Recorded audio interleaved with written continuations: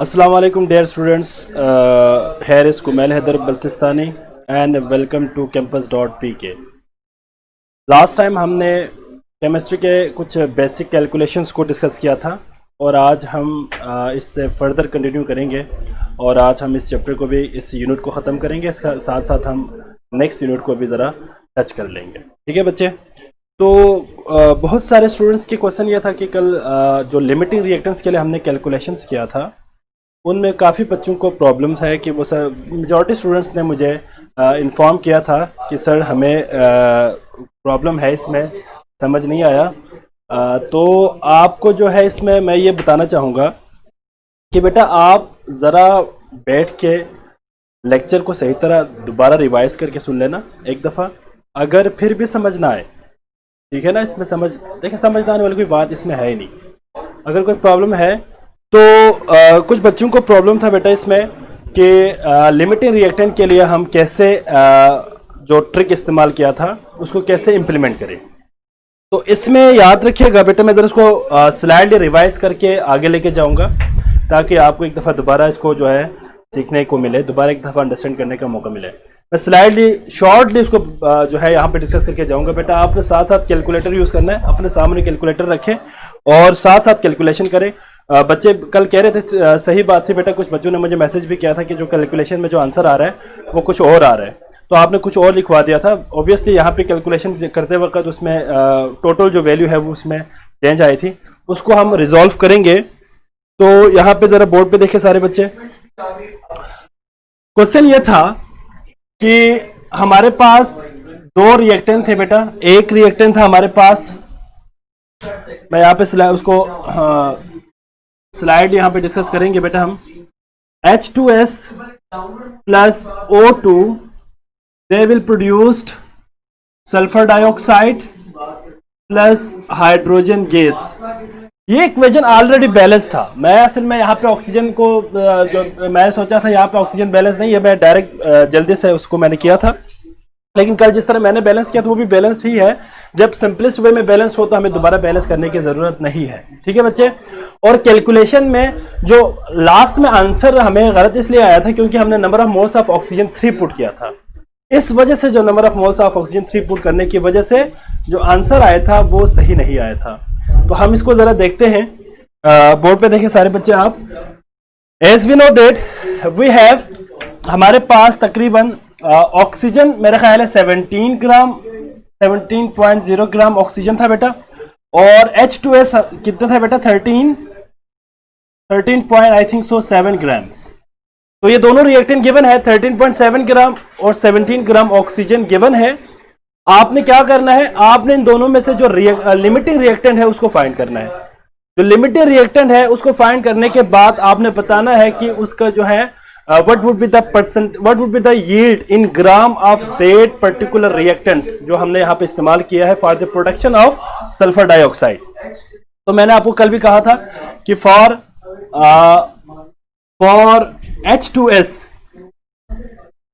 H2S के लिए हमने क्या किया था बच्चे। H2S के लिए जो मैंने यहाँ पे आपको टेक्निक बताया था, with the help of this technique आप इसको कर सकेंगे। यहाँ पे जरा बोर्ड पे जरा देखिएगा बेटा, हम इसको सिंपलेस्ट वे में इस तरह भी लेके जा सकते हैं। जो लाइन मैंने ड्रा की थी वो सिंपली बेसिकली मल्टीप्लिकेशन और डिवाइड को शो कर रहा होता है, तो आप उसमें कंफ्यूज ना हो। लाइक अभी मैं इसको डायरेक्ट मल्टीप्लिकेशन और डिवाइड में लिखूं तो मेरे पास H2S, याद रखिएगा H2S मेरे पास कितने बेटा 13.7 ग्राम H2S है। ठीक है, 13.7 ग्राम H2S मौजूद है और मल्टीप्लाई बाय, अगर हम बात करते हैं 1 मोल हाइड्रोजन सल्फाइड की, 1 मोल हाइड्रोजन सल्फाइड की, ये वही बात है, मल्टीप्लाई करें या मैं यहाँ पे लाइन ड्रा करूं सेम बात है, divided by 1 mole sulphur dioxide contain. Molar में क्या है बेटा, मोलर में सल्फर 32 प्लस ऑक्सीजन 2, 34 ग्राम्स पर मोल, 34 ग्राम पर मोल ऑफ H2S। ये दो चीजें हमारे पास आ गए बेटा। ठीक है, एक तो हमने यहां पे डिस्कस किया कि 13.7 ग्राम H2S हमारे पास गिवन है और हमें पता है कि 1 मोल हाइड्रोजन सल्फाइड के अंदर 34 ग्राम हाइड्रोजन सल्फाइड मौजूद है। ठीक है बच्चे, मल्टीप्लाई बाई, अगर हम बैलेंस केमिकल इक्वेशन को देखें तो इस रिएक्शन से हमें 1 मोल सल्फर डाइऑक्साइड प्रोड्यूस हो रहा है, divided by the reaction of 1 mole hydrogen sulphide H2S। ठीक है बच्चे, 1 मोल हाइड्रोजन सल्फाइड H2S। अगर हम इसको मजीद एलोबरेट करें तो हमें पता है कि भाई 1 मोल सल्फर डाइऑक्साइड के अंदर इसका मोलर मैस क्या होगा बेटा, मैस क्या होगा बेटा, that is 64.0 grams SO2, and we know that the 64.0 gram of SO2 will be present in 1 mole of SO2। ठीक है बच्चे, हाँ जी। अब आप यहां पे जो कैंसिल हो रहा है उसको कैंसिल कर दें और बाकी मल्टीप्लाई और डिवाइड कर दें, आपके पास आंसर आ जाएगा। अब यहां पे क्या क्या चीज कैंसिल हो रहा है बेटा, जरा बोर्ड पे देखिए। एक तो ग्राम्स ऑफ H2S कैंसिल हो रहा है, साथ में ग्राम्स ऑफ H2S यहां पे कैंसिल हो रहा है। ठीक है बच्चे, 1 मोल H2S यहां पे कैंसिल हो रहा है, 1 मोल H2S यहां पे कैंसिल हो रहा है। ठीक है बच्चे, और 1 मोल SO2 यहां पे कैंसिल हो रहा है, 1 मोल SO2 यहां पे कैंसिल हो रहा है। बाकी आपके पास क्या चीज बच गई, बाकी हमारे पास जो रिमेनिंग पार्ट है that is 13.7 multiply by 64 divided by 34। आपका आंसर आएगा that come out to be, हाँ जी जरा इसको मल्टीप्लाई करो जरा बेटा। अगर आप इसको मल्टीप्लाई डिवाइड करें, मैं जरा इसको कैलकुलेटर यूज करता हूं, जरा देखिए बेटा इसका आंसर क्या है, वैसे मुझे बता दे बेटा इसका आंसर क्या आ रहा है, इसका आंसर जरा बताएं मुझे जी बच्चे, जल्दी से बताओ इसका आंसर बताओ जरा। हाँ जी बेटा, डू फास्ट, जल्दी बताएं मुझे कमेंट में इसका आंसर क्या आ रहा है। 13.7 मल्टीप्लाई बाय 64 डिवाइडेड बाय 34, आप लोग खुद कैलकुलेट करके मुझे बताएं। वेरी गुड, 25.78 हमारे पास इसके ग्राम्स आ रहा है।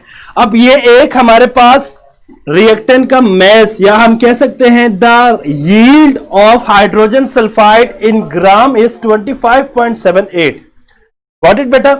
अब एक हमारे पास आ गया, अब हम ऑक्सीजन के लिए फाइंड करेंगे। ऑक्सीजन के लिए, फॉर ऑक्सीजन, जरा गौर से देखिए बेटा, फॉर ऑक्सीजन। अब कुछ बच्चे कंफ्यूज हो रहे होंगे, सर आपने कल यहां पे लाइन ड्रा की थी, आज लाइन ड्रा नहीं की है। बेटा बात सेम है, ठीक है, आप लाइन ड्रा करके कर दे या सिंपल मल्टीप्लाई और डिवाइड का आप जो है यहां पे सैंपल इस्तेमाल करें, इट डजंट मैटर।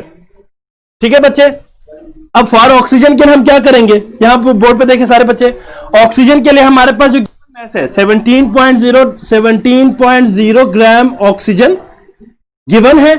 ठीक है बच्चे, मल्टीप्लाई बाई, अब हमें पता है कि 1 मोल ऑक्सीजन गैस में अगर हम मैस की बात करें तो 1 मोल ऑक्सीजन विल कंटेन 32 ग्राम्स, क्योंकि एक ऑक्सीजन 16 है, 2 ऑक्सीजन 32। सो हम यहां पे कह सकते हैं कि 1 मोल oxygen will contain 32 grams of oxygen. The point is got it बेटा। सिमिलरली अब प्रोडक्ट की बात करनी है हमने, 1 मोल ऑक्सीजन 1 मोल सल्फर डाइऑक्साइड प्रोड्यूस कर रहा है। सो multiply by 1 mole sulfur dioxide will be produced by 1 mole oxygen multiply by, as we know that कि हमारे पास 1 मोल सल्फर डाइऑक्साइड हो, 1 मोल सल्फर डाइऑक्साइड हो, 1 मोल sulphur dioxide will contain how much mass, that is 64.0 gram SO2। ठीक है बच्चे, अब इसमें number of mole sulphur dioxide क्यों नहीं आई, क्या कह रहे हो बेटा आयशा, दोबारा से बताओ जरा, दोबारा बताओ मुझे सर, ये number of mole sulphur dioxide क्यों नहीं है। बेटा देखिए, ये sulphur number of moles of sulphur dioxide ही है, ये ऑक्सीजन है। हमने पहले गिवन को लिखना होता है, इसके बाद जो हमने फाइंड करना है उसका लिखना। हमारे पास 1 मोल सल्फर डाइऑक्साइड जो बैलेंस केमिकल इक्वेशन के मुताबिक 1 मोल है और 1 मोल ही ऑक्सीजन इसके साथ रिएक्ट कर रही है। तो क्या बनेगा आपके पास, जो चीज कैंसिल हो रहा है उसको कैंसिल कर दो।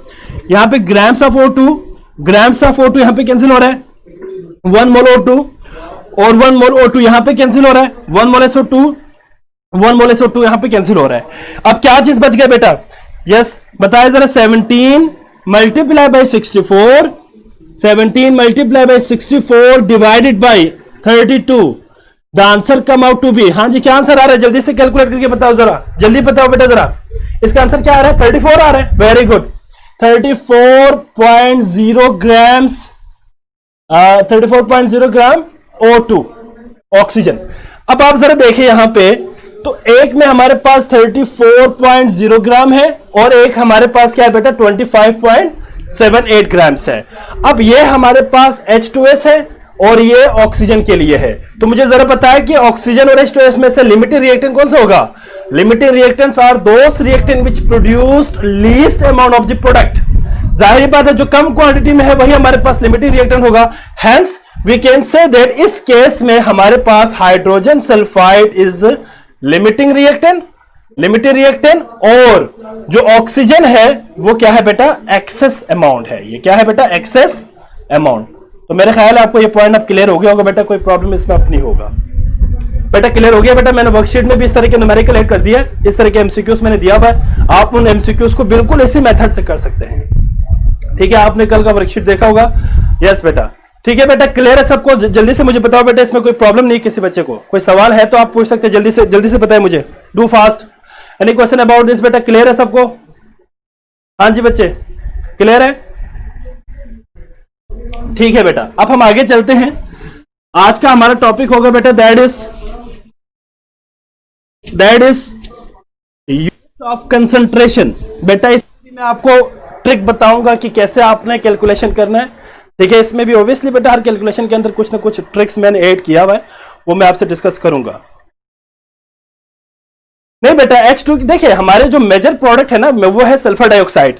क्वेश्चन में भी आपसे जो है यही पूछा होगा कि सल्फर डाइऑक्साइड प्रोड्यूस करने में 13 ग्राम ऑक्सीजन है और 17 ग्राम H2S है फॉर एग्जांपल, तो आपने फाइंड ये करना है कि इन दोनों में से लिमिटेड रिएक्टेंट कौन सा है वो आपने बताना है। तो लिमिटेड रिएक्टेंट हमने अभी फाइंड किया हाइड्रोजन सल्फाइड है। आप hydrogen as a by product है उसको आप हमारी मेन कंसर्न नहीं है, हमारी जो मेन कंसर्न है that is the sulphur dioxide की प्रोडक्शन, क्योंकि क्वेश्चन के स्टेटमेंट के अंदर ही सल्फर डाइऑक्साइड लिखा होगा, वहां पे हाइड्रोजन गैस की बात नहीं की है, वो एज अ बाय प्रोडक्ट है, ठीक है बच्चे। तो उसको हम यहाँ पे हाइड्रोजन की बात करने की हमें कोई जरूरत नहीं है बेटा, शकीला बेटा, ठीक है, हाइड्रोजन की जरूरत नहीं है, सिर्फ सल्फर डाइऑक्साइड को हमने मेजर फोकस रखना है, ठीक है बच्चे। अब हमारा जो नेक्स्ट टॉपिक है that is units of concentration. Sorry for disturbance बेटा, due to some technical issue, कुछ प्रॉब्लम्स आ रहे थे इसलिए हमने इसको जरा स्टॉप किया था।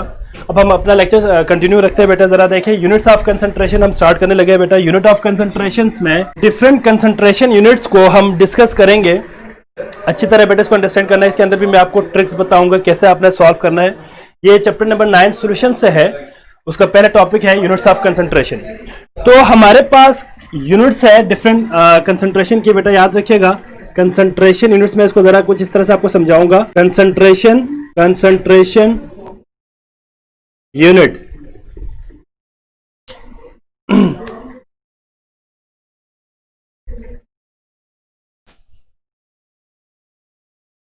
कंसंट्रेशन यूनिट में फर्स्ट हम जो कंसंट्रेशन यूनिट स्टडी करेंगे that is percentage composition. Number 1 is percentage composition, ठीक है बच्चे, नजर आ रहा है सबको?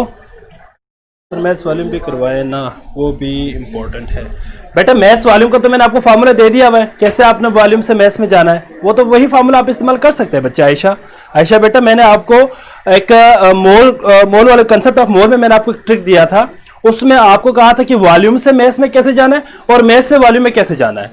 वो आप जरा लेक्चर रिवाइज करें ना, उसके अंदर मैंने दिया हुआ है, वो आप उसी फार्मूले से ही करें, वो आपके लिए सबसे बेटर वे होगा, सबसे बेटर वे आपके लिए वही होगा, ठीक है। उसके लिए शॉर्टकट वही है, मैथ्स से वॉल्यूम में और वॉल्यूम से मैथ्स में कैसे जाना है, वो तो बड़ा सिंपल है। लैपटॉप के फुल की है लाइट, फिर भी नहीं आ बेटा, आप देखें जरा, कोई आप लैपटॉप में कोई प्रॉब्लम हो बेटा, फिर जरा देखिए बेटा परसेंटेज कंपोजिशन, ठीक है बेटा। यहां पे एक बात याद रखिएगा, हमने अब यहां पे जो स्टडी करने जा रहे हैं that is the units of concentration, basically solution से रिलेटेड है, ठीक है बेटा।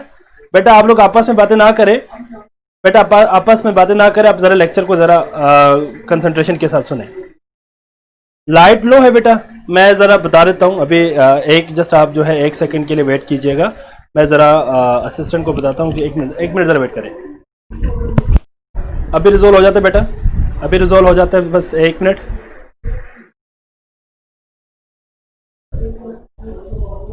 जी बच्चे ठीक है बेटा, अब क्लियर हो गया, ठीक है, ओके बच्चे। अच्छा जी, परसेंटेज कंपोजिशन किसे कहेंगे? अब हो गया बेटा क्लियर? ओके बेटा। हाँ जी, what is the percentage composition?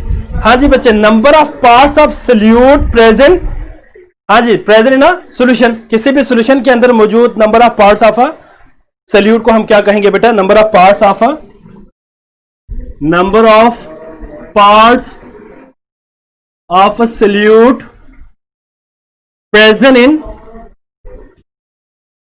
इन कहां पे होगा बेटा? सॉल्यूशन। किसी भी सॉल्यूशन में number of part of solute को हम क्या कहेंगे बेटा? हम क्या कहेंगे? Percentage composition. हमारे पास डिफरेंट परसेंटेज कंपोजिशन है, that is number 1 percentage weight by wait. ठीक है बच्चे, इसको मैं जरा क्लियर करके लिखता हूं। परसेंटेज, आपको नजर आ रहा है बेटा? ये क्लियर हो रहा है? ठीक है, परसेंटेज वेट बाय वेट।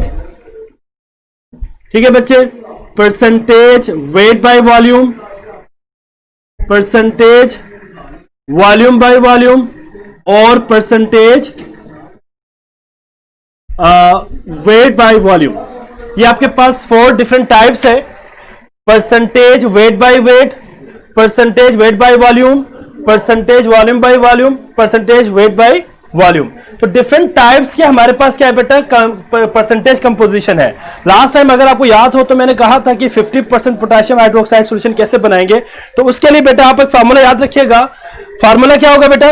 याद रखिएगा, फार्मूला इस, मैं इसको यहां पे साइड पे लिखता हूं, इन सब के लिए सेम फार्मूला होगा बेटा। इसी एक फार्मूले को आप इस्तेमाल कर सकते हैं। मैं एक को यहां पे लिखूंगा, बाकी आप सेम टू सेम वहां पे बाकियों के लिए भी लिख सकते हैं। क्या होगा बेटा? फार्मूला क्या होगा? That is percentage weight by wait किसके बराबर होगा बच्चे? हाँ जी, कौन बताएगा फार्मूला?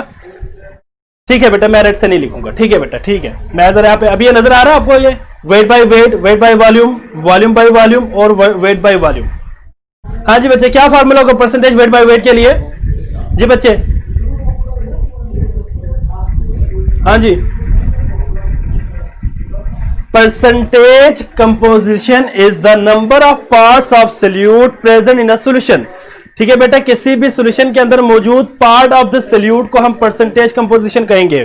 ठीक है बच्चे, इसमें हमारे पास डिफरेंट टाइप्स है। Percentage weight by weight, W by W, percentage weight by volume, percentage volume by volume और परसेंटेज वॉल्यूम बाय वेट। ये हमारे पास डिफरेंट किस्म के जो है टाइप्स है। ठीक है बेटा, अब अगर हम इसके लिए एक फार्मूला यहां पे लिखे तो फार्मूला क्या होगा बेटा? जी बच्चे, फार्मूला होगा हमारे पास mass of solute divided by mass of solution multiply by 100।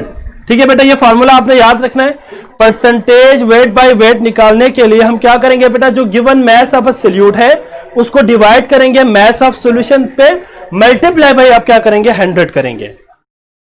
ठीक है बेटा, हाँ जी, मल्टीप्लाई बाय 100, वेरी गुड। तो ये इस फार्मूले को आपने याद रखना है बेटा। इस फार्मूले की मदद से बाकियों को आप जरा चेंज कर सकते हैं, वॉल्यूम बाय वॉल्यूम को, ठीक है, और वेट बाय वॉल्यूम को। इसमें एक बात याद रखिएगा, जो आपके पास यहां पे वॉल्यूम है ना, उसमें आपने डेसीमीटर क्यूब या सेंटीमीटर क्यूब में, सॉरी सेंटीमीटर क्यूब में आपने उसको वॉल्यूम को लेना होता है। जो वॉल्यूम है उसको आपने लीटर में या ml में या सेंटीमीटर में आपने उसको लेना है। बाकी जो आपके पास वेट बाय वेट है उसके अंदर आपने ग्राम्स में लेना है, ग्राम्स ऑफ द सोल्यूट। ठीक है बच्चे, इसके अंदर वॉल्यूम इन्वॉल्व नहीं है, वेट बाय वेट में वॉल्यूम इन्वॉल्व नहीं है। ठीक है बच्चे, इसी तरह हमारे पास सेकेंड टाइप आ जाते हैं बेटा, दैट इज, सेकेंड टाइप है हमारे पास, that is molarity. Number 2 is the molarity. अब आपको याद होना चाहिए कि मोलैरिटी को हम कैपिटल M से शो करते हैं। ठीक है बच्चे, मोलैरिटी, यस, मोलैरिटी क्या चीज है बेटा? मोलैरिटी यह है number of moles of solute dissolve in 1 decimetre cube of a solution. अगर 1 डेसीमीटर क्यूब सॉल्यूशन हो तो उसके अंदर मौजूद number of moles of solute को हम क्या बोलेंगे बेटा? हाँ जी, क्या बोलेंगे? मोलैरिटी। तो मैं यहां पे शॉर्टली लिखता हूं, नंबर ऑफ मोल्स कहां पे होना चाहिए बेटा? Moles present in 1 decimetre cube of a solution, 1 decimetre cube solution के अंदर अगर नंबर ऑफ मोल्स की तादाद हो तो उसको हम क्या बोलेंगे? मोलैरिटी। मोलैरिटी, ठीक है, that term is molarity. Formula क्या होगा बच्चे? हाँ जी, फार्मूला हमारे पास डिफरेंट फार्मूलाज यहां पे हम डिस्कस करेंगे। नंबर 1, अब इसके देखिए मोलैरिटी से रिलेटेड पेपर में एमसीक्यूज लाजमी आता है बेटा, इसको आपने कैसे करना है इसके लिए मैं आपको फार्मूला बता रहा हूं, 2-3 फॉर्म्स में मैं आपको दूंगा। नंबर 1, हाँ जी बच्चे, नंबर 1 हमारे पास क्या है बेटा? Molarity, capital M. Molarity is represented या डिनोटेड बाय कैपिटल एम, ठीक है बच्चे। सोल्यूट लिक्विड, देखिए बेटा अभी हम इस वक्त जो बात कर रहे हैं ना सॉल्यूशन की, उसमें हम लिक्विड की बात नहीं कर रहे हैं। हम यहाँ पे जो हम फॉर एग्जांपल देखिए इसमें ये सारे सब के लिए सेम होगा। आप जो बात कर रहे हैं ना जो है इसमें सोल्यूट, लिक्विड और सॉलिड, बेटा सोल्यूट लिक्विड भी हो सकता है, आपको पता है, सोल्यूट आपके पास सॉलिड भी हो सकता है। याद रखिएगा किसी भी सॉल्यूशन के अंदर जो component of a solution larger quantity में हो वह सॉल्वेंट है, लेसर क्वांटिटी में हो वह सोल्यूट है। आप जरूरी नहीं है कि आपके पास सोल्यूट हमेशा सॉलिड हो, जरूरी नहीं है कि हमेशा सोल्यूट लिक्विड हो, लिक्विड भी हो सकते हैं, सॉलिड भी हो सकते हैं, दोनों बेटा दोनों हो सकते हैं। बेटा याद रखिएगा सोल्यूट लिक्विड भी हो सकता है, आपके पास क्या हो सकता है बेटा? सॉलिड भी हो सकता है। फॉर एग्जाम्पल अगर आप एथेनॉल को वाटर में डाल दें, एथेनॉल कम क्वांटिटी में है तो एथेनॉल सोल्यूट है, वाटर सॉल्वेंट है। अगर आप सोडियम क्लोराइड पानी में डाल दें, सोडियम क्लोराइड कम डालेंगे ना बेटा, कम उसकी जो है क्वांटिटी होगी तो उसको हम क्या कहेंगे? सोल्यूट कहेंगे।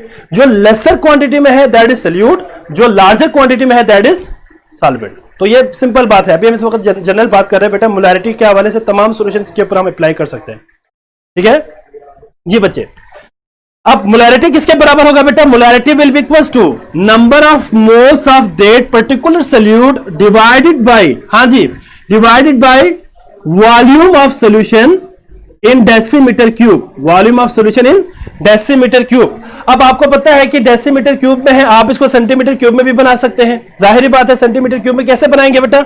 याद होना चाहिए आपको कि एक decimetre cube, 1 decimetre cube will be equals to 1000 centimetre cube जी बच्चे। और आपको यह भी याद होना चाहिए कि 1 decimetre is equals to 1 decimetre cube will be equals to 1 litre, ठीक है बच्चे। और 1 litre will be equals to 1000 ml, ठीक है बच्चे। और याद रखिएगा 1 centimetre cube will be equals to 1 millilitre. ये कन्वर्जन याद है ना सबको? नजर आ रहा है जो रेड में मैंने लिखा है? नजर आ रहा है बेटा? 1 decimetre cube will be equals to 1000 centimetre cube और 1 decimetre will be equals to 1 litre. ये मैंने कन्वर्जन आपको बता दिया क्योंकि आगे मैंने इस्तेमाल करना है जी बच्चे। अब आप जरा देखें कि मेरे पास डेसीमीटर क्यूब में है, अगर मैं इसको सेंटीमीटर क्यूब में लेके जाऊं तो मुझे क्या करना पड़ेगा? मुझे 1000 से मल्टीप्लाई करना पड़ेगा, because we know that 1 decimetre cube will be equals to 1000 centimetre cube, ठीक है बच्चे। 1000, अच्छा मैं जरा चलो उसको ब्लैक से ही लिखता हूं बेटा, आप कंफ्यूज ना हो, दोबारा मैं लिखता हूं, ठीक है बेटा। मैंने यहां पे क्या लिखा है जरा देखें, मैंने यहां पे ही लिखा है कि 1 decimetre will be equals to 1 decimetre cube will be equals to, हाँ जी बच्चे क्या है? 1000 सेंटीमीटर क्यूब है। और अगर मेरे पास 1 डेसीमीटर क्यूब हो तो ये 1 लीटर के बराबर है, और 1 लीटर जो है आपके पास 1000 मिलीलीटर के बराबर है, और 1 millilitre will be equals to 1 क्या होगा बेटा? Centimetre cube. तो ये आप कन्वर्जन याद रखनी है। अब आप जरा देखें 1000 centimetre cube will be equals to 1 decimetre cube. So अगर मैं इस डेसीमीटर क्यूब को सेंटीमीटर में लेके जाऊं तो मुझे क्या करना पड़ेगा? मुझे मल्टीप्लाई करना पड़ेगा। मुझे क्या करना पड़ेगा बच्चे? मल्टीप्लाई करना पड़ेगा जी। सो हम इसको इस तरह लिख सकते हैं बेटा, molarity will be equals to, yes, molarity will be equals to क्या होगा बेटा? Number of moles multiply by, हाँ जी क्या होगा? Number of moles multiply by क्या होगा? जल्दी से बताएं मुझे, जरा इसको कन्वर्ट कर दे जरा। आपको मल्टीप्लाई करना पड़ेगा ना वॉल्यूम को जी बच्चे। कमेंट्स में आंसर बताए जल्दी से। हाँ ठीक है, बात वही है, 1 decimetre cube is equal to वही, बहुत सारे मैंने यहाँ पे लिखा बेटा, यहाँ पे मैंने सारी चीजें यहाँ पे गिवन दिया हुआ है जी बच्चे। जरा बताएं मुझे, इसको सेंटीमीटर में कन्वर्ट करें जरा, जल्दी से बताएं मुझे, कमेंट्स में बताएं जल्दी से, डू फास्ट, इसको कन्वर्ट करना बेटा, जल्दी जल्दी कन्वर्ट करो बेटा जी। 1 decimetre cube will be equal to 1000 centimetre cube. Formula क्या बनेगा? जल्दी बताओ मुझे जी बच्चे। फार्मूला आपके पास सिंपल है बेटा, क्या बनेगा? हाँ जी आप लोग कमेंट्स में आंसर नहीं दिया, मैं लिख लेता हूं। 1000 divided by volume of solution in centimetre cube. अब आपके पास ये किस में आएगा? सेंटीमीटर क्यूब में। इसको मैं एक और फॉर्म में भी लिख सकता हूं, एक और फॉर्म में भी लिख सकता हूं बच्चे, वो ये है। अब मैं जरा इसको ऊपर लिखता हूं, ठीक है बेटा, यहां पे इसको एक और फॉर्मूले में भी आप लिख सकते हैं बेटा। जरा यहां पे देखिए, molarity will be equals to number of moles. Formula क्या है नंबर ऑफ मोल्स का बेटा? Mass upon molar mass multiply by 1000 divided by, हाँ जी, volume of solution in centimetre cube. जी बच्चे बिल्कुल, यहां तक क्लियर हो गया बेटा सबको? अगर किसी को कोई कंफ्यूजन है तो पूछ सकते हैं। जी बच्चे, any confusion about this? Molarity will be equal to mass upon molar mass multiply by 1000 और divided by volume of solution in centimetre cube. अच्छा, एक और फॉर्मूला भी मैं यहां पे बना रहा हूं इसका, वो भी बास वक्त कैलकुलेशन में इस्तेमाल करते हैं। That is number of moles will be equals to molarity multiplied by volume of a solution in decimeter cube। ये आपके पास एक फॉर्मूला मैं यहां पे दिया है, ये वही फॉर्मूला है जो मैंने यहां पे शो किया था, ये वाला फॉर्मूला, इसको मैंने रीअरेंज किया है। ये फॉर्मूला जरा याद रखिएगा बेटा, ये आपके पास नंबर ऑफ मोल्स निकालने का एक और फॉर्मूला भी है। अगर आपको किसी भी सॉल्यूशन का अगर आपको, नहीं बेटा न्यूमरेटर में आएगा, नहीं डिनोमिनेटर में नहीं आएगा बेटा, ये मल्टीप्लाई होगा ना, कन्वर्ट कर रहा है बेटा। आपने एक लार्ज यूनिट से स्मॉल यूनिट में जाना है, ठीक है। मिसाल के तौर पर आपके पास 1 kg है, आपने ग्राम में जाना है, आप डिवाइड करोगे या मल्टीप्लाई करोगे 1000 को? आप जब 1 kg को मल्टीप्लाई करोगे 1000 से तो ग्राम में जाएगा ना। लार्ज यूनिट से स्मॉल की तरफ जाओगे तो मल्टीप्लाई करना है, स्मॉल से लार्ज की तरफ जाओगे तो डिवाइड करना है। ठीक है बच्चे, क्लियर हो गए पॉइंट? न्यूमरेटर में आएगा, ठीक है बेटा। अब ये फॉर्मूला भी आपने याद रखना है बेटा, ठीक है।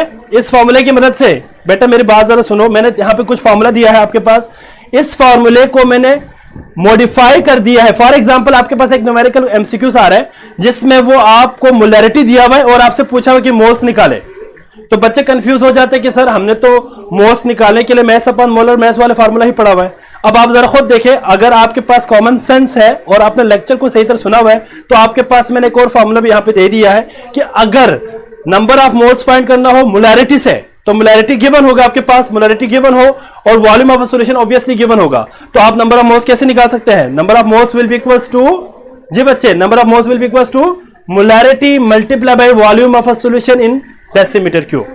जो volume of a solution decimetre cube में होगा उसको आपने मल्टीप्लाई करना है सिंपल किसके साथ? मोलैरिटी के साथ, तो नंबर ऑफ मोल्स निकल आएगा। तो इस तरह के एमसीक्यूज आ सकते हैं पेपर में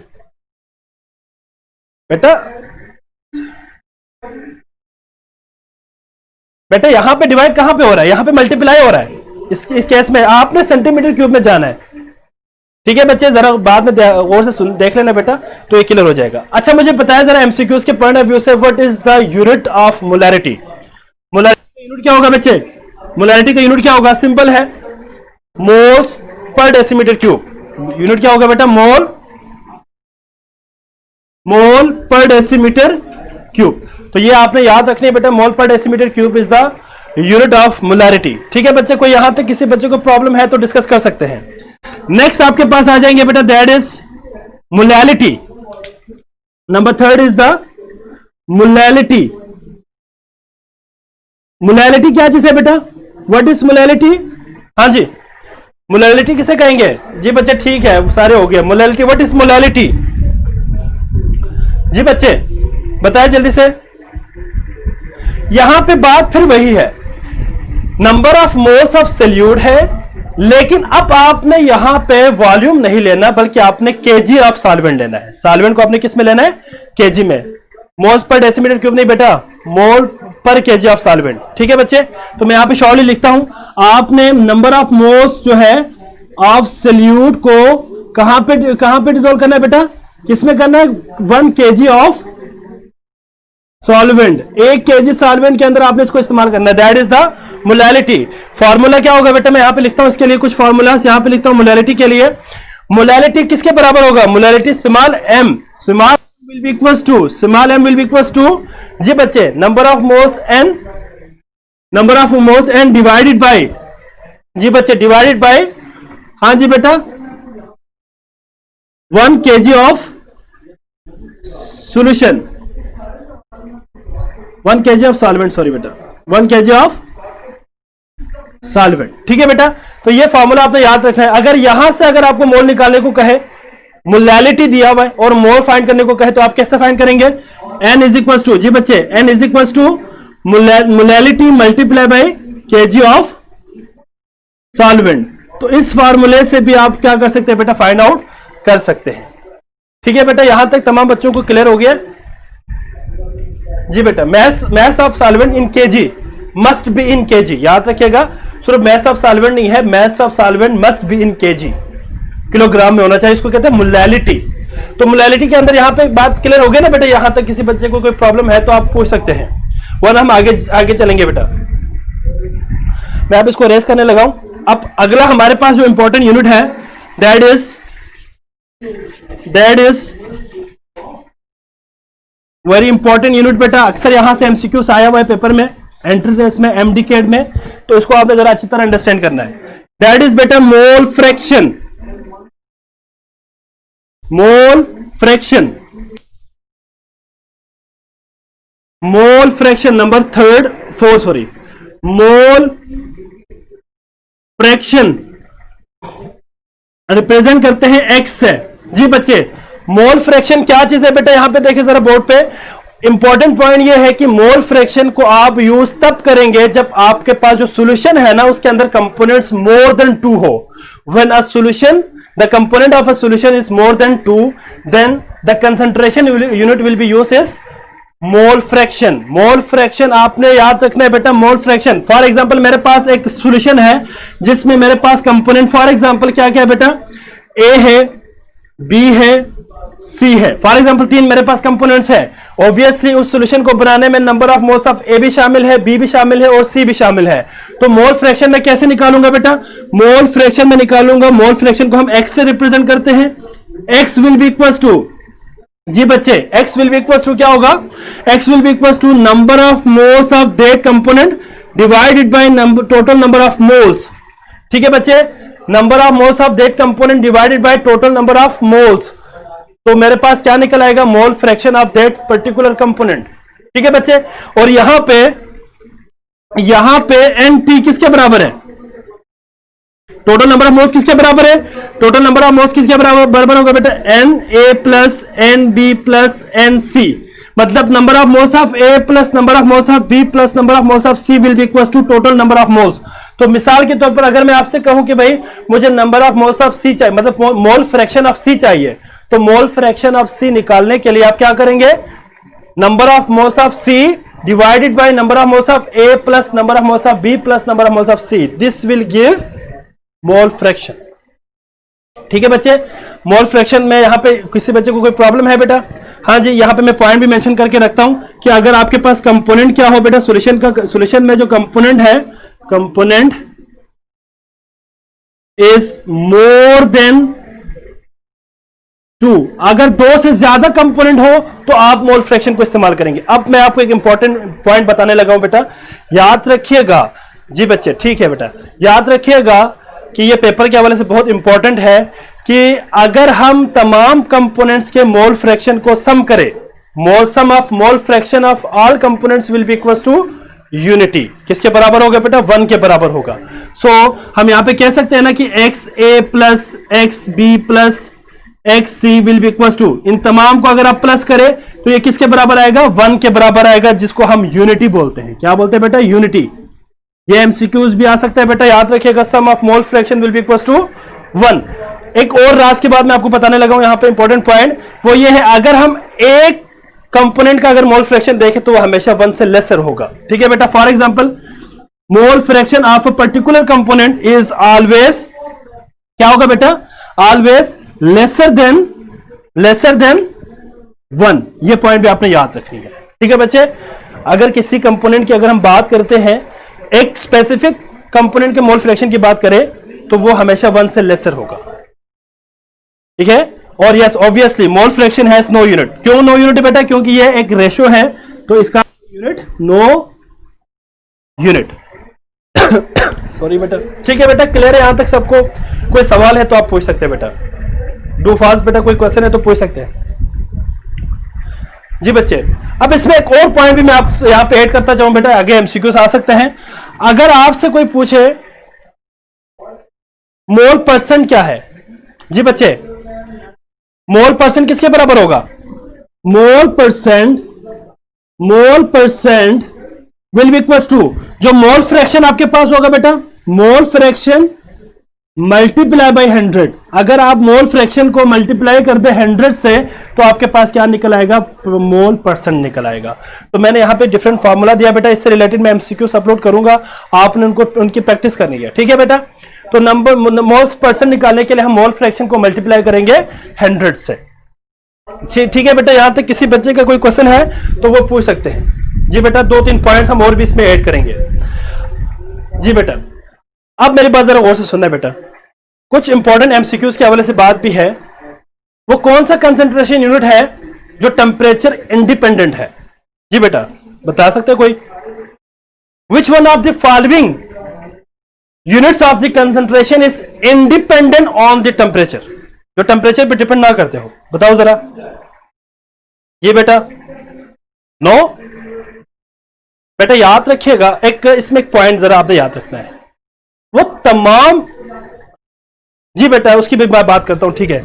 इन केस ऑफ अनीबा बेटा, इन केस ऑफ गैस। ठीक है। यहां देखिए जरा बच्चे, अगर आपके पास बेटा, ठीक है मैं बताने लगा हूं, ठीक है, आप बोर्ड पे देखिए जरा। अगर आपके पास जो सॉल्यूशन का कंपोनेंट गैसियस फॉर्म में हो, तो गैसियस फॉर्म में हो तो आप पार्शियल प्रेशर को इस्तेमाल करेंगे। क्या करेंगे बेटा? In term of partial pressure लिखेंगे। पार्शियल प्रेशर कैसे लिखेंगे बेटा? यहां देखिए, mole fraction will be equal to किसके बराबर होगा? Partial pressure of that component. ठीक है बेटा, partial pressure of that component, ऐसे करेंगे ना। मोलैरिटी बेटा, ठीक है, अभी उसी के ऊपर हम जा रहे हैं, इसी के ऊपर हम जाएंगे बेटा। तो देखिए, मोल फ्रैक्शन किसके बराबर होगा? Partial pressure of that component divided by total partial pressure PT. तो आप गैसियस फॉर्म में ये इस्तेमाल करेंगे। पॉइंट यहां पे लिखे रखो बेटा, अगर गैसियस फॉर्म में हो तो गैसियस फॉर्म में हम in term of partial pressure लिखेंगे। क्या होगा? Mole fraction will be equal to partial pressure of that component divided by total pressure of that component. अब मैंने आपसे 2-3 पॉइंट डिस्कस करने का कहा था बेटा। एक तो ये पॉइंट है कि याद रखिएगा बेटा, याद रखिएगा कि वो कौन सा कंसंट्रेशन यूनिट है जो टेम्परेचर इंडिपेंडेंट है। टेम्परेचर इंडिपेंडेंट बेटा, याद रखिएगा वो तमाम यूनिट्स ऑफ कंसंट्रेशन जिसमें वॉल्यूम इन्वॉल्व ना हो, that would be independent of the temperature. ठीक है बच्चे। सो इसमें हमारे पास क्या क्या एग्जांपल है?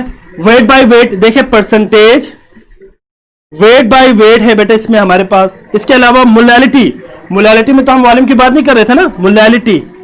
मोलैलिटी बेटा याद रखिएगा, मोलैलिटी नॉट मोलैरिटी। अगला पॉइंट क्या होगा? दैट इज सम टाइम हम जो है मोल फ्रैक्शन को भी लेते हैं, मोल फ्रैक्शंस को भी हम इन केस ऑफ इसमें हम ले लेते हैं। एक एमसीक्यूज भी आपसे इस तरह भी पूछ सकते हैं बेटा, अगर आपके पास 2 सॉल्यूशन है, molarity is not affected by temperature. Molarity नहीं बेटा, मोलैलिटी यस, ठीक है, मोलैलिटी जी बच्चे। आपसे एक सवाल है कि मेरे पास एक मोलर सॉल्यूशन है और एक मोलर सॉल्यूशन है। मेरे पास 2 सॉल्यूशंस है। एक सॉल्यूशन मेरे पास 1 मोलर है और एक सॉल्यूशन मेरे पास 1 मोलर है। तो इन दोनों में से कंसंट्रेशन किसकी ज्यादा होगी? इन दोनों में से कंसंट्रेशन किसकी ज्यादा होगी बच्चे? याद रखिएगा, 1 molar solution is more concentrated. ठीक है बेटा, ये ज्यादा कंसंट्रेटेड होगी, कंसंट्रेशन इसकी ज्यादा होती है। ठीक है बच्चे। और इसके बाद एक और पॉइंट भी मैं आपसे यहां पे डिस्कस करता जाऊं बेटा। यहां तक अगर किसी बच्चे का कोई प्रॉब्लम है तो डिस्कस कर सकते हैं जी बेटा।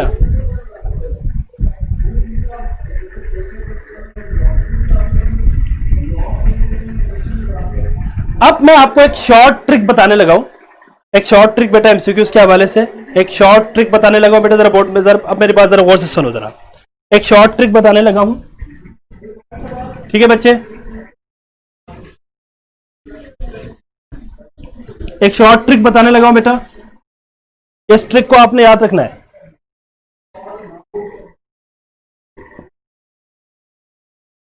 ट्रिक ये है, जरा यहां पे देखिए बेटा, जरा बोर्ड पे देखें सारे बच्चे।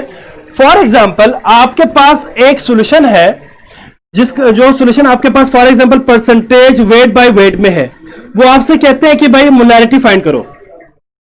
एमसीक्यूज दिया हुआ है, एमसीक्यूज में आपसे कहा हुआ कि भाई percentage weight by wait given है, और आपसे कहते हैं भाई इसका मोलैरिटी निकालो। ऑप्शन दिया होगा 2 4 5, जो भी ऑप्शन होगा वो दिया होगा। तो आप कैसे करेंगे? हाँ जी बेटा, कैसे करेंगे?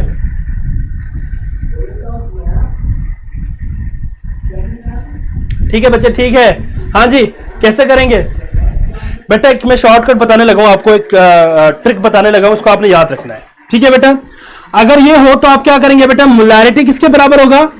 Molarity will be equal to percentage weight by weight multiply by 10 divided by molar mass of solute. Molar mass of solute, इस फार्मूले को आपने अच्छी तरह याद रखना है बेटा।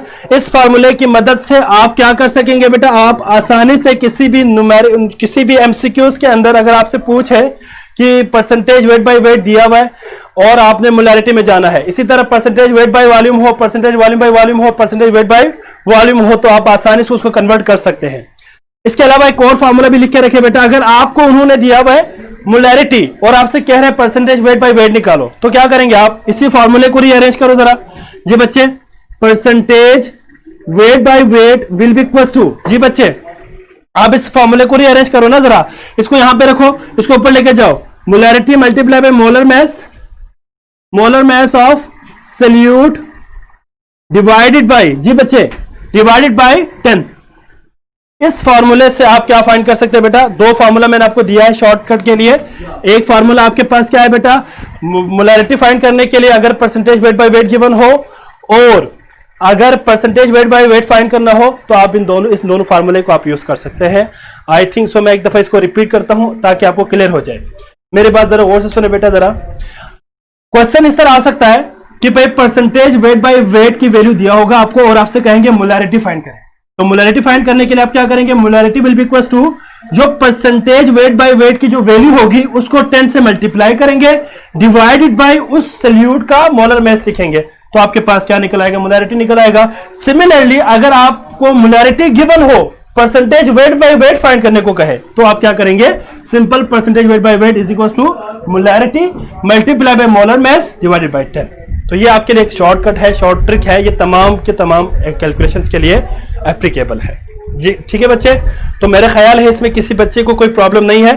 हम अगले टॉपिक की तरफ चलते हैं, क्योंकि आज थोड़ा लेट हो गया था, तो हम जरा इसको 5 मिनट एक्स्ट्रा लेंगे, 5 मिनट लेंगे, इसके बाद फिर मैं आपका टेस्ट लूंगा। 3 एमसीक्यूज है, 3 एमसीक्यूज है, वो मैंने टेस्ट भी लेना है। ठीक है जी बच्चे।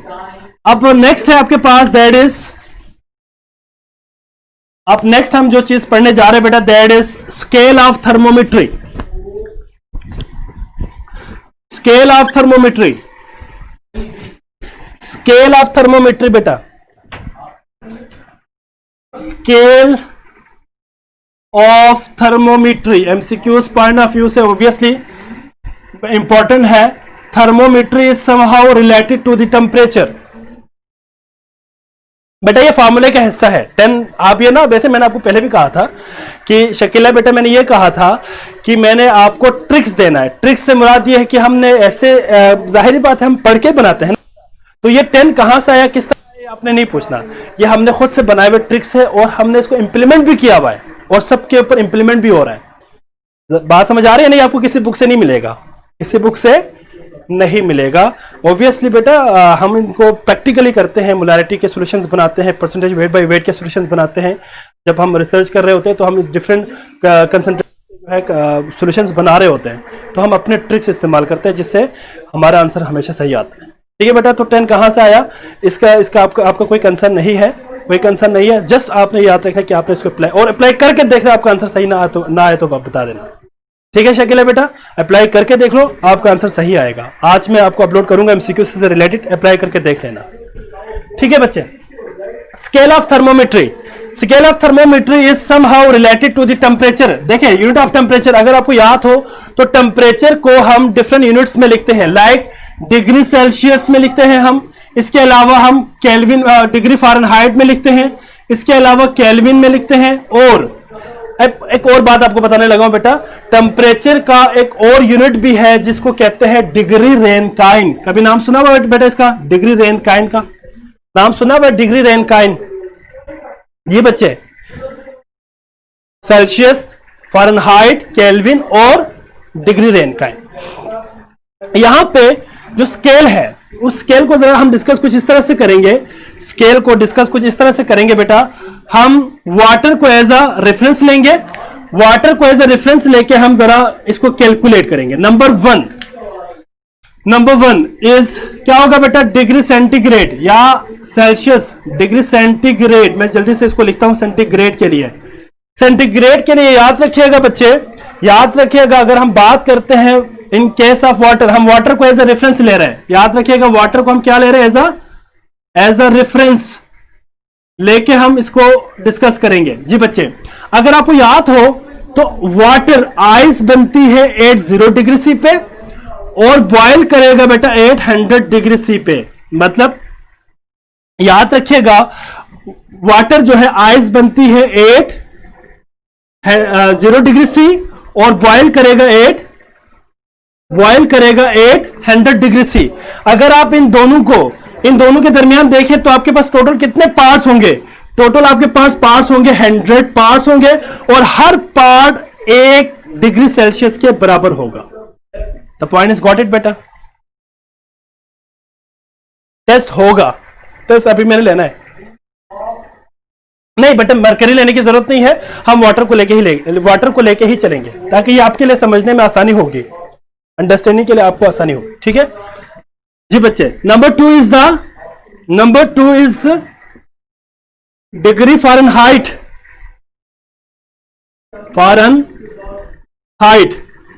जी बच्चे फ़ारेनहाइट के लिए अगर आपको याद हो, अच्छा ठीक है बेटा, आपका ऐसे करते हैं हम यहाँ पे लेक्चर को स्टॉप करते हैं क्योंकि टाइम खत्म हो गया, वो मुझे जरा मैनेजमेंट कह रहे कि जरा स्टॉप कर दे, तो यहां से आगे हम कल कंटिन्यू करेंगे बेटा। अभी आपका टेस्ट होगा, ठीक है, 3 एमसीक्यूज है, आपके पास 3 मिनट्स होंगे, आपने एमसीक्यूज को अटेम्प्ट करना है। इसके बाद आपने बेटा अपना रिव्यू लाजमी देना है, कोई आपको प्रॉब्लम हो या जो भी आपको आज के लेक्चर के हवाले से हो बेटा, आपने अपना रिव्यू लाजमी देना है। ठीक है, आपको समझ आया या नहीं आया, ठीक है बेटा, तो लाजमी अपने रिव्यू दे दीजिएगा, जो भी हो आप इसको लिख देना। ठीक है बेटा, रिव्यू लाजमी देना है। अब आप अपना टेस्ट स्टार्ट करेंगे बेटा, आपके स्क्रीन पर टेस्ट हो गया सर, बस होने लगा है बेटा, आपके स्क्रीन पर टेस्ट शो हो रहा है। जल्दी से आपने इस एमसीक्यूज को सॉल्व करना है बेटा, इसके बाद फिर आपका लेक्चर हम वाइंड अप करेंगे, यहां से आगे हम कल पढ़ेंगे। ठीक है,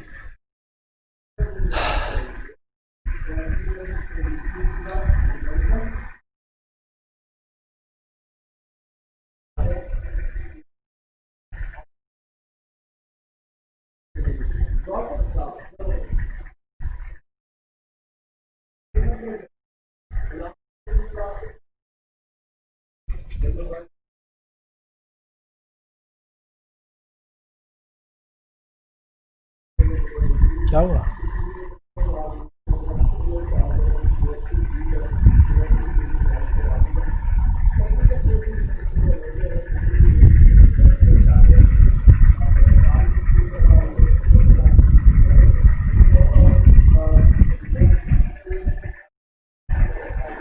बेटा बस एक मिनट वेट करना है बेटा, टेस्ट अपलोड हो रहा है। टेस्ट 3 एमसीक्यूज है, ठीक है, उसको आपने अटेम्प्ट करना है।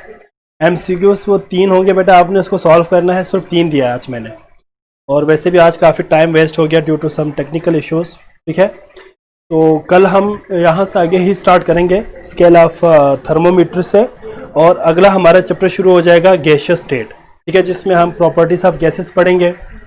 इसके बाद हम जनरल गैस इक्वेशन को डिस्कस करेंगे, Boyle's law, Charles law, Avogadro's law, इनको हम विद ग्राफिकल एक्सप्लेनेशन देखेंगे। ठीक है बेटा, तो इनको हम कल डिस्कस करेंगे, कल पढ़ेंगे। तो आज का लेक्चर में अगर कोई प्रॉब्लम हो तो आप बता दीजिएगा मुझे। ठीक है बच्चे, अब आपका टेस्ट स्टार्ट होने लगा है।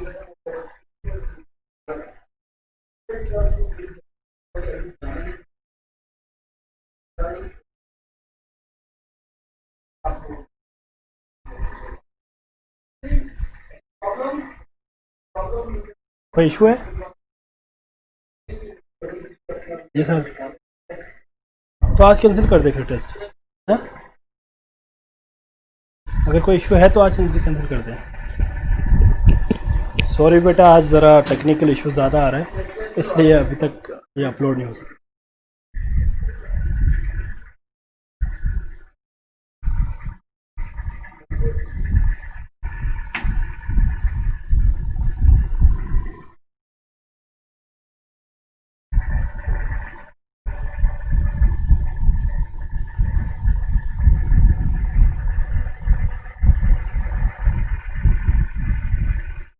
कल ले ले फिर, ठीक है? ज़रा वो ओपन करे ज़रा।